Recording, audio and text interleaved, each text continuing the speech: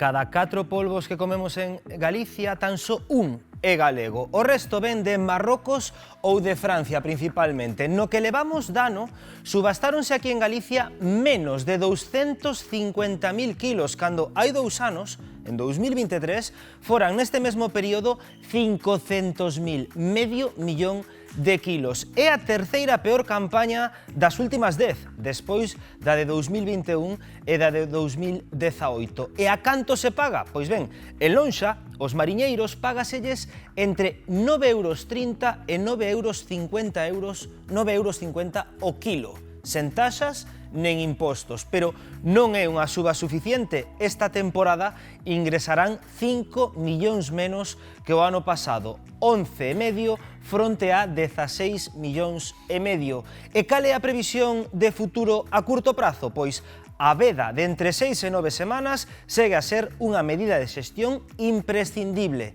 malia que o cambio climático, iso sí, e o aumento da temperatura da auga pois fai que acertar coa época de desove sexa cada vez pois máis complicado.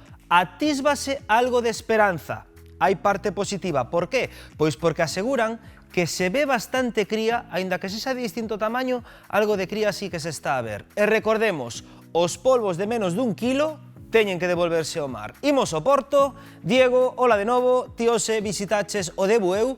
Atopamos aí un claro exemplo desta situación. Como está a afectar o sector? Contanos. Efectivamente, Bernardo, moi ben saben aquí en Bueu que está a pasar co polvo, e ben o sabe especialmente José Manuel, que é o seu patrón maior. Que tal? Moi bons días. Hola, bon día. Eu de sabelo, José Manuel, iso non é certo, pero bueno. José Manuel, contanos un pouco, que é o que está a pasar co polvo? Que é o que leva pasando estes últimos anos xa con el? Bueno, está pasando que hai anos mellores e anos peores. Hai anos que hai un moi bo reclutamento e hai outros anos, pois, lo da contra que non. Este ano, pois, é un ano máis ben floxeiro, o ano pasado tampouco non foi moi bon, pero xa digo, ten habido anos de calquera xeito e algo de cambio estáse notando. A que se pode deber este cambio? Quizáis o cambio climático, entendo que todos serán hipóteses e que non haberá nada 100% confirmado, pero que se vos pasa pola cabeza? A nós podes non pasarse en mil cousas pola cabeza, pero aquí a parte científica que ten moito que dicir, é dicir que, bueno, hai un aumento da temperatura da auga, hai o cambio no ciclo reproductivo do propio animal, hai moitos factores, pero bueno, aquí xa dixo, deben ser os técnicos quen deben falar. Nós somos, aunque levamos, eu levo 50 e tantos anos cotizados en este sector, pero podo fijarme en cambios, pero a parte científica ten moito que decir. Comentabas agora o cambio no ciclo reproductivo do animal. Poderías nos comentar un pouco en que se basea este cambio? Pois este cambio, mire, eu levei moitos anos traballando o polvo e nos meses de febreiro, marzo e abril, como moito maio, desovaba. Agora non, agora desova máis tarde. Por poñerche un exemplo, o ano pasado, cando empezamos a campaña no mes de xullo, o 99% das femias estaban ovadas, polo cal non fixemos a veda para protexer o animal, é dicir, que temos que ir mudando según a naturaleza nos vai impoñendo a súa lei. Entón, a solución para esta situación estaría pois en respectar as vedas e tamén variar, non, na medida do posible, pois ante situacións como este cambio no ciclo reproductivo, non? Sí, hai que estudiar que cando as femias estean ovadas e a punto de sovar, ese será o mellor momento para facelo. É dicir, que non se pode facer unha veda sistemática todos os anos o mesmo mes, porque pode variar para arriba ou para baixo. En isto hai que manter un estudio continuo e buscar o mellor momento. Neste sentido, José Manuel, estáse falando tamén da posible apertura de piscifactorías para o polvo. Non sei que opinas ti disto e como vedes dende o sector. Bueno, con algo de preocupación porque de calquera xeito é un competidor, non? Un competidor, pero bueno, o polvo das rías, o polvo galego vaise vender sempre por enriba, porque non é o mesmo un galo de corral que un galo de granxa, non? Entonces, o noso polvo ten unha dieta que xa quixéramos moitos, come crustáceos e moluscos diariamente, e o polvo de granxa, pois, comerá que lle boten, e o sabor, pois, non pode ser o mesmo que o polvo de banco natural. Pois moitísimas grazas, José Manuel, por estar con nos, compañeiros. Está un pouco unha descripción da situación do que está a pasar co polvo dende aquí, dende o Porto de Bueu. Pois esa é a situación que conta a xente do mar en Bueu, e sobre isto precisamente que lles preguntaba aí Diego de criar o polbo en cautividade. Sabiron que é un tema que xera controversia sobre o que lle queremos preguntar a nosa compañeira Xiana Albor, que creo que xa temos aí do outro lado. Xiana, que tal? Moi bons días. Moi bons días, Rocío. Bueno, escoitábamos xusto agora, non? Aí o patrón maior de Bueu, claro, eles defenden o seu, non? Pero a ver, a idea, non, é que cohabiten ambos modelos, non? Que se está esquilmando, non? Un peixe no seu medio natural, o peixe salvaxe, por así dicilo, que cohabite cun modelo criado en piscifactorías, non? Desde logo, eu penso que é necesaria esa cohabitabilidade e, ademais, temos que chegar a ela. Falou moi ben o patrón maior porque deu uns puntos chaves moi interesantes. Un, que hai que apoiarse nos técnicos, na xente...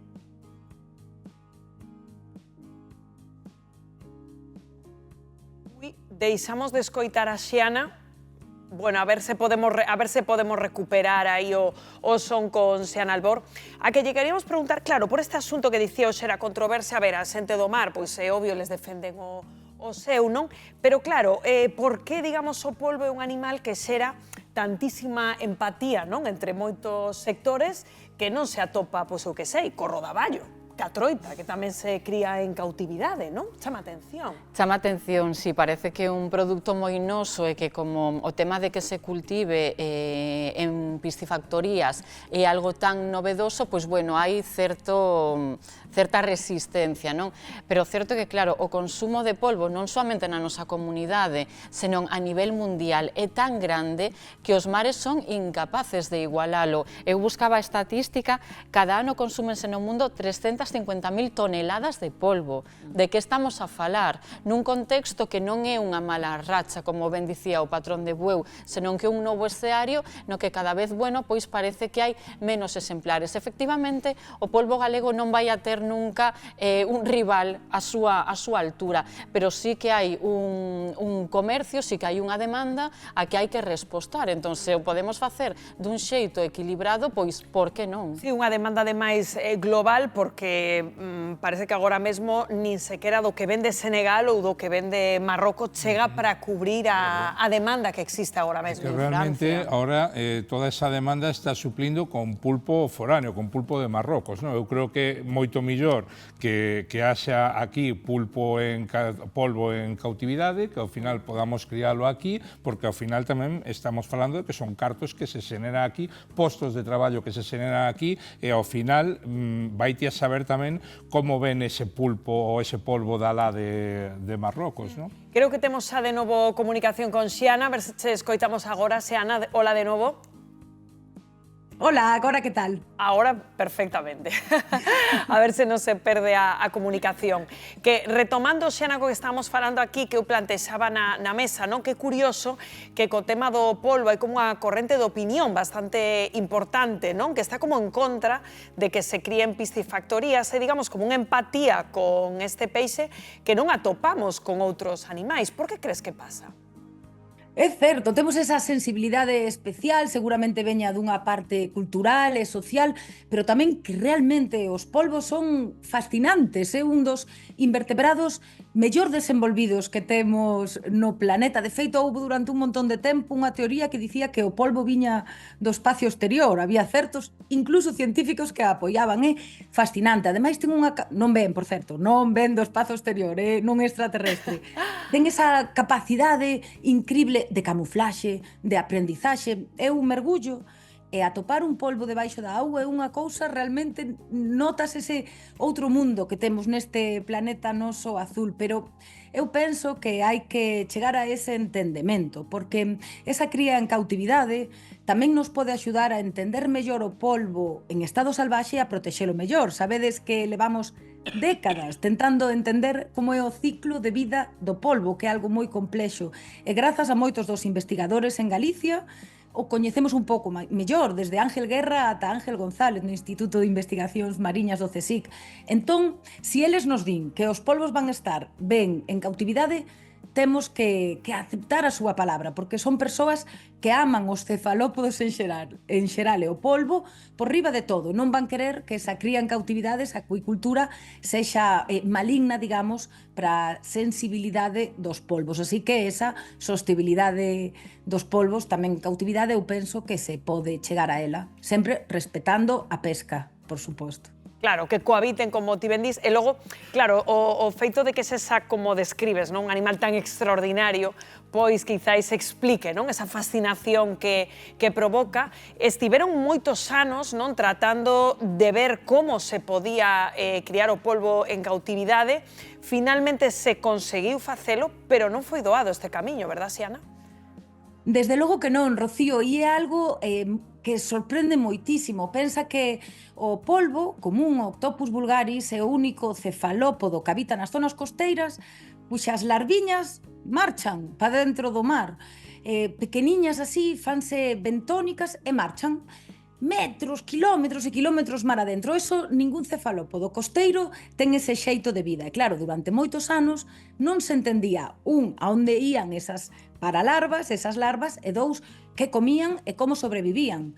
E agora, grazas a estes estudos do Instituto de Investigacións Mariñas do CSIC, que estiveron moito tempo e moitos anos dando voltas no mar intentando entendelas, sabemos un pouco mellor ese ciclo de vida como funciona, que para ser tan curto, menos de 2 anos, é complexo, é fascinante. Entón agora, entendendo esa fase larvaria de alta mar, de que se alimentan, e como viven, e como despois retornan á costa, e despois estudándoos tamén na costa, nese laboratorio natural que temos, por exemplo, nas Illas Cíes, pois podemos entendelos un pouco mellor e adaptar ese coñecemento cara a esta acuicultura do polvo. Así que ese estudo da paralarva, da fase larvaria do polvo, é vital para entender a este animal. E, por certo, foi aquí en Galicia a primeira vez no mundo que se descubriu como se alimentan esas larvas cando están en fase bentónica, cando marchan lonxe da costa. Orgullosísimos da investigación galega, a verdade, eu polo menos. Sí, sí, sen dúbida, porque de feito neste camiño tan dificultoso, non, que estamos contando, pois como a ti ben dis, pois foi aquí en Galicia onde se atopou ese xeito, non, de criar esas larvas. E xa por último, Xiana, claro, entendemos que o comportamento do polvo en cautividade, pero entendo que como sucede con outros animais, claro, é diferente o que teñen no seu medio salvaxe, non? Porque tamén se dicía que o polvo, como era un animal moi solitario, que non se iba a facer a ser criado en piscifactorías. Entendo que non parece ser o caso. De feito, o problema grande para crialo en cautividade era esa fase larvaria que todos coñecemos ben, porque, por sorte, dáselle moita importancia nos medios de comunicación a este problema que tivemos durante moitos anos. Pero despois, na cría en cautividade, semella que se adapta ben. De feito, é unha especie moi susceptible de ser criada en cautividade non só polo seu valor comercial e a súa demanda, senón tamén xusto polas peculiaridades da súa alimentación, do seu comportamento.